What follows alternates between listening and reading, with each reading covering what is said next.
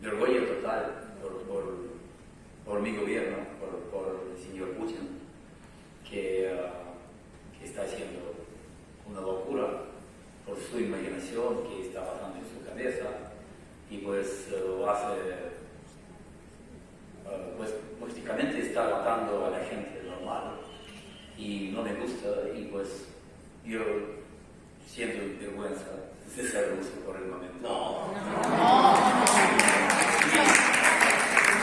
Gracias a todos por vuestra atención en este tiempo, porque es muy importante para nosotros, para todos, para esta parte de Europa. Porque este conflicto no es de hoy, este conflicto durante de 8 años. Y yo pienso que este día fue muy oscuro antes de amanecer, yo creo. Pero todos los ucranianos tienen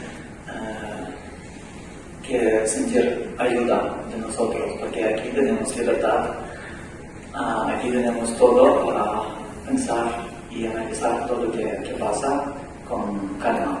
Allí la gente no se tiene.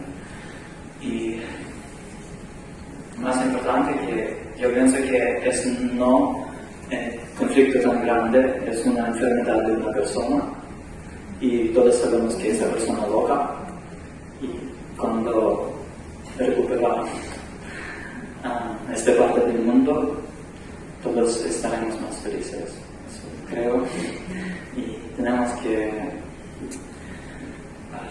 orar o decir a Dios por dar